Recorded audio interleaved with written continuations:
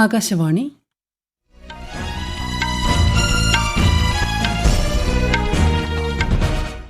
നമസ്കാരം. വാർത്തകൾ വായിക്കുന്നത് ലിൻസ സിറാജ്.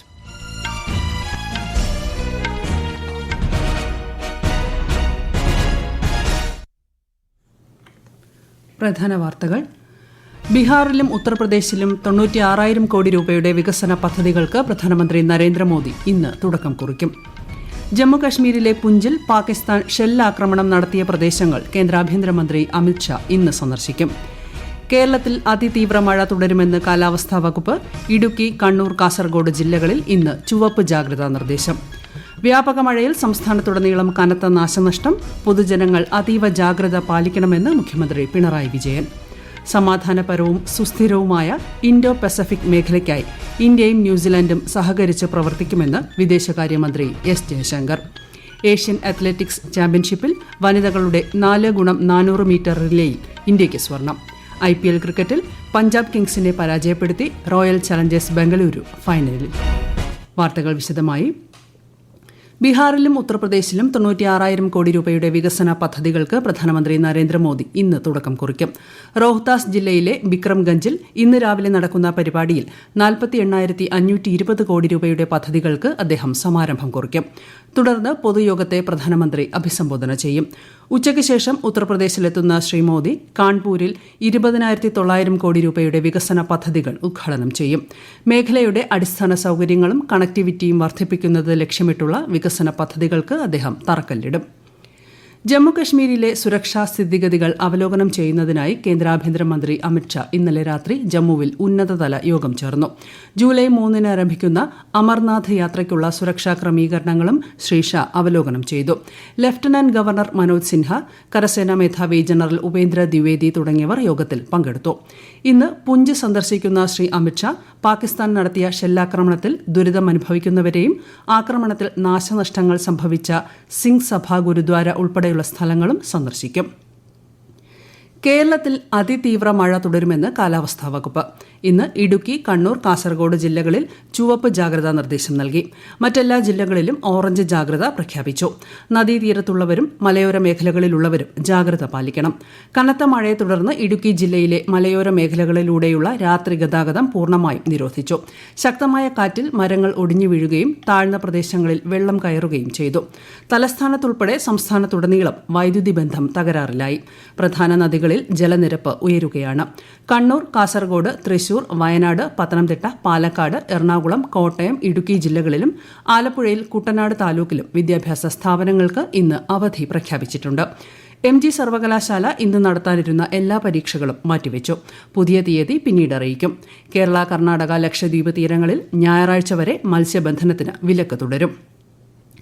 മഴ കനത്ത സാഹചര്യത്തിൽ ഉരുൾപൊട്ടൽ സാധ്യതാ പ്രദേശങ്ങളിലും വെള്ളം കയറുന്ന സ്ഥലങ്ങളിലും താമസിക്കുന്നവർ ബന്ധുവീടുകളിലേക്കോ ക്യാമ്പുകളിലേക്കോ മാറി താമസിക്കണമെന്ന് മുഖ്യമന്ത്രി പിണറായി വിജയൻ. ദേശീയ ദുരന്ത പ്രതികരണ സേനയുടെ 9 ടീമുകളെ വിന്യസിക്കാനുള്ള നടപടികൾ സ്വീകരിച്ചിട്ടുണ്ട്.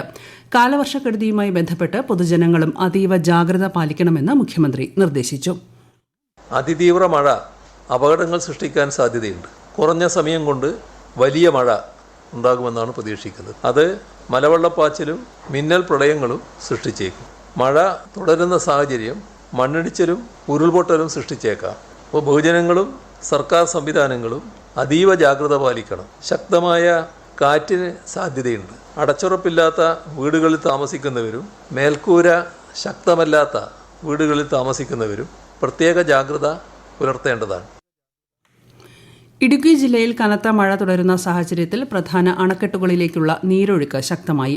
പൊന്മുടി, കല്ലാർകുട്ടി, ലോവർ പെരിയാർ, മലങ്കര അണക്കെട്ടുകൾ തുറന്നു. അണക്കെട്ടുകളിൽ നിന്നും കൂടുതൽ ജലം പുറത്തേക്ക് ഒഴുക്കുന്നതിനാൽ തീരമേഖലയിലുള്ളവർ ജാഗ്രത പുലർത്തണമെന്ന് നിർദ്ദേശമുണ്ട്. പത്തനംതിട്ട ജില്ലയിൽ തുടരുന്ന കനത്ത മഴയിൽ വ്യാപക നാശനഷ്ടം. മഴയ്ക്കൊപ്പം വീശിയടിക്കുന്ന ശക്തമായ കാറ്റിൽ മരങ്ങൾ ഒടിഞ്ഞു വീണു. പമ്പ, അച്ചൻകോവിൽ, മണിമല നദികളിൽ ജലനിരപ്പ് ഉയരുന്നു. വിശദാംശങ്ങളുമായി ആകാശവാണി പത്തനംതിട്ട ജില്ലാ പ്രതിനിധി ശ്രീജി എസ് ശ്രീധർ. പത്തനംതിട്ട ജില്ലയിൽ ശക്തമായ മഴയ്ക്കൊപ്പം വീശിയടിക്കുന്ന കാറ്റിൽ മരങ്ങൾ കടപുഴകി വീണും ശിഖരങ്ങൾ ഒടിഞ്ഞു വീണും പലയിടങ്ങളിലും ഗതാഗത തടസ്സവും വൈദ്യുതി മുടക്കവും ഉണ്ടാകുന്നുണ്ടെങ്കിലും അഗ്നിശമന സേനയും KSEBയും മരങ്ങൾ മുറിച്ചുമാറ്റിയും വൈദ്യുതി ബന്ധം കഴിയുന്നിടത്തോളം പുനഃസൃഷ്ടിക്കുന്നുമുണ്ട്. ഇതുവരെയുള്ള കണക്കനുസരിച്ച് 145-ലധികം വീടുകൾ തകർന്നിട്ടുണ്ട്. ഇന്നലെ വൈകിട്ട് വീശിയടിച്ച കാറ്റിൽ കളക്ടറേറ്റിലെ പൊതുമരാമത്ത് റോഡ് വിഭാഗം ഓഫീസിന് മുകളിൽ മരം വീണ് കെട്ടിടം തകർന്നു. മൂഴിയാർ ഡാമിന്റെ ഒരു ഗേറ്റ് തുറന്നിരിക്കുന്നതിനാൽ ജനങ്ങൾ ജാഗ്രത പാലിക്കണം.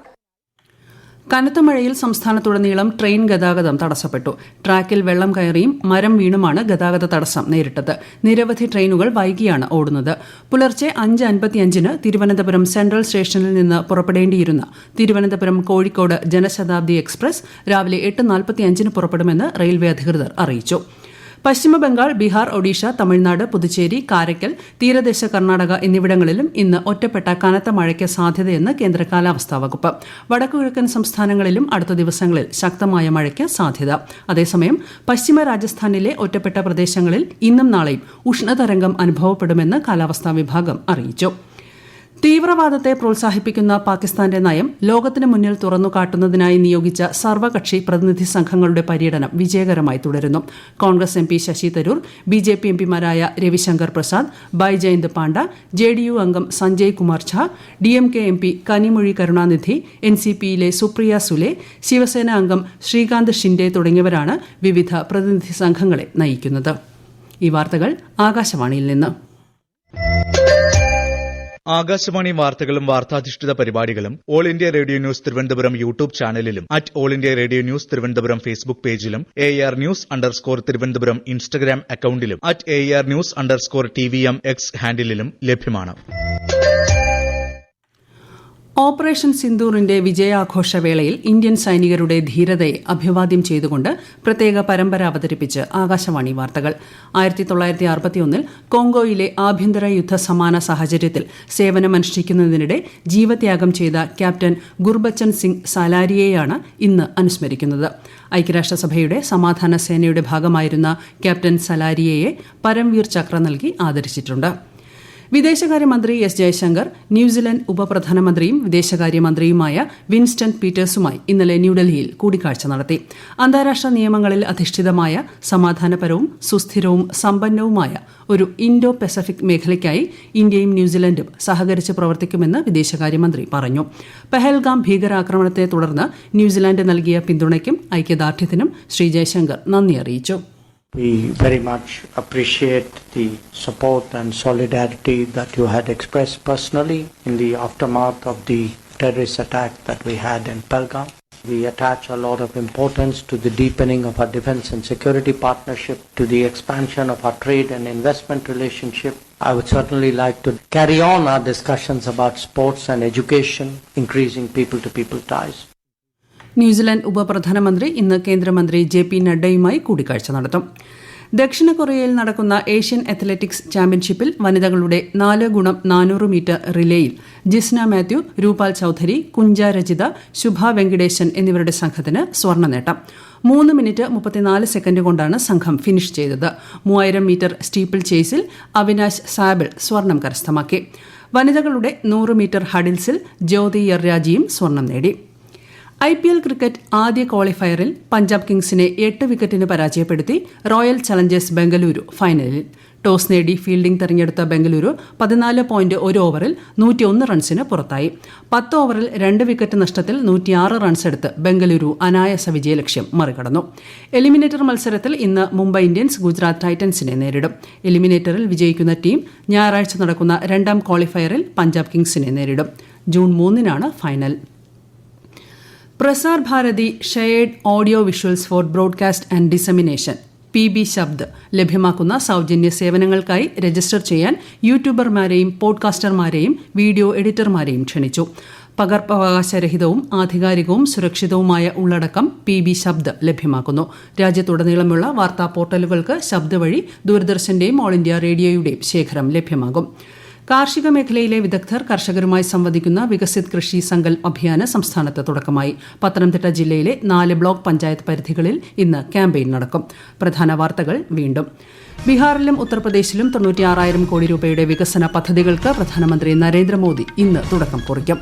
ജമ്മുകശ്മീരിലെ പുഞ്ചിൽ പാകിസ്ഥാൻ ഷെല്ലാക്രമണം നടത്തിയ പ്രദേശങ്ങൾ കേന്ദ്ര ആഭ്യന്തരമന്ത്രി അമിത്ഷാ ഇന്ന് സന്ദർശിക്കും. കേരളത്തിൽ അതിതീവ്ര മഴ തുടരുമെന്ന് കാലാവസ്ഥാ വകുപ്പ്. ഇടുക്കി, കണ്ണൂർ, കാസർഗോഡ് ജില്ലകളിൽ ഇന്ന് ചുവപ്പ് ജാഗ്രതാ നിർദ്ദേശം. വ്യാപക മഴയിൽ സംസ്ഥാനത്തുടനീളം കനത്ത നാശനഷ്ടം. പൊതുജനങ്ങൾ അതീവ ജാഗ്രത പാലിക്കണമെന്ന് മുഖ്യമന്ത്രി പിണറായി വിജയൻ. സമാധാനപരവും സുസ്ഥിരവുമായ ഇൻഡോ പസഫിക് മേഖലയ്ക്കായി ഇന്ത്യയും ന്യൂസിലൻഡും സഹകരിച്ച് പ്രവർത്തിക്കുമെന്ന് വിദേശകാര്യമന്ത്രി എസ് ജയശങ്കർ. ഏഷ്യൻ അത്ലറ്റിക്സ് ചാമ്പ്യൻഷിപ്പിൽ വനിതകളുടെ 4x400 മീറ്റർ റിലേയിൽ ഇന്ത്യയ്ക്ക് സ്വർണം. IPL ക്രിക്കറ്റിൽ പഞ്ചാബ് കിങ്സിനെ പരാജയപ്പെടുത്തി റോയൽ ചലഞ്ചേഴ്സ് ബംഗളൂരു ഫൈനലിൽ. വാർത്തകൾ കഴിഞ്ഞു. അടുത്ത വാർത്താ പ്രക്ഷേപണം ഉച്ചയ്ക്ക് 12:30.